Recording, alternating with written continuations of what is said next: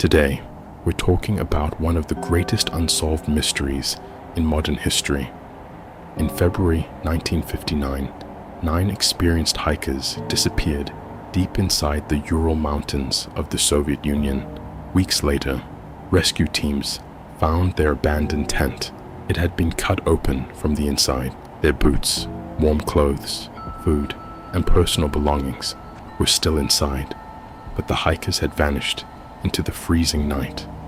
When their bodies were finally discovered, the mystery only became stranger. Some had died from hypothermia. Others had suffered massive internal injuries without obvious external wounds. One victim was missing her tongue. More than 60 years later, people are still asking the same question. What really happened on Dyatlov Pass? The story began on January 23rd, 1959. 10 young hikers left the city of Sverdlovsk to begin a winter expedition across the northern Ural Mountains.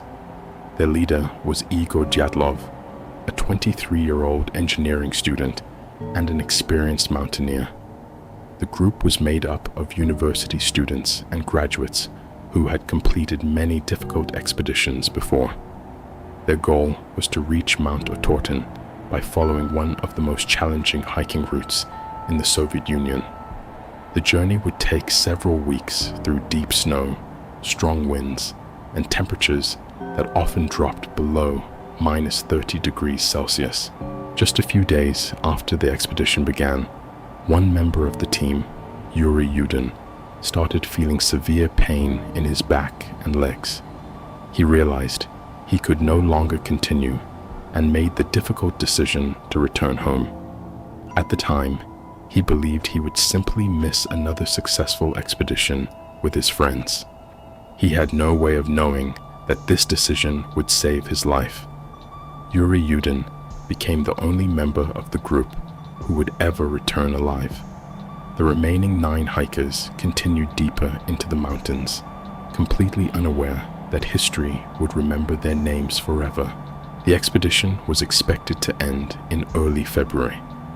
Igor Dyatlov had promised to send a telegram as soon as the group returned to civilization. When no message arrived, nobody immediately became concerned. Delays were common during winter expeditions, especially in such remote areas. But as more days passed without any contact, families began demanding a search operation. Rescue teams made up of volunteers, experienced climbers, soldiers, and local authorities headed into the mountains. What they eventually found shocked everyone involved. On February 26th, rescuers discovered the group's tent on the eastern slope of Kholat Shakol, a mountain whose name in the local Mansi language is often translated as Dead Mountain. At first glance, the campsite looked almost untouched, but a closer inspection revealed something deeply disturbing. The tent had been cut open from the inside. Instead of leaving through the entrance, the hikers had slashed their way out of the fabric. Inside, rescuers found their boots, heavy winter jackets, food supplies, cameras, backpacks, and other personal belongings. It appeared as though the group had left in extreme panic, abandoning everything they needed to survive. Investigators soon noticed a line of footprints leading away from the tent.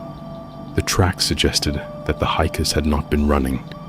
They had walked calmly down the mountain, some wearing only socks, others barefoot, and a few wearing a single shoe. Nearly 1.5 kilometers away, beneath a large cedar tree, rescuers found the first 2 bodies. They were wearing only underwear despite the freezing temperatures. Nearby, the remains of a small campfire suggested they had desperately tried to keep warm. Between the cedar tree and the tent, 3 more bodies were discovered. They appeared to have been attempting to make their way back, but never reached shelter. The biggest mystery was still waiting to be discovered.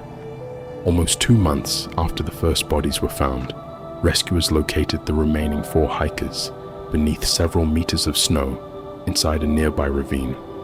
Unlike the others, they were wearing extra clothing. Investigators believe they had taken jackets from their friends who had already died, trying to stay alive for as long as possible. But the medical examination raised even more questions. 2 hikers had massive chest fractures. Another suffered a severe skull injury. Yet strangely, there were almost no external wounds. One victim was missing her tongue and parts of her soft tissue. Some clothing even showed traces of radioactive contamination. None of these discoveries matched a simple accident. The more investigators learned, the less the case made sense. Over the next 60 years, dozens of theories tried to explain what happened that night. Avalanches, military experiments, secret weapons, rare weather phenomena, even paranormal explanations. In 2019, Russian authorities officially concluded that an avalanche was the most likely cause. But to this day, many researchers still disagree, because one question has never truly been answered. What really happened on Dyatlov Pass?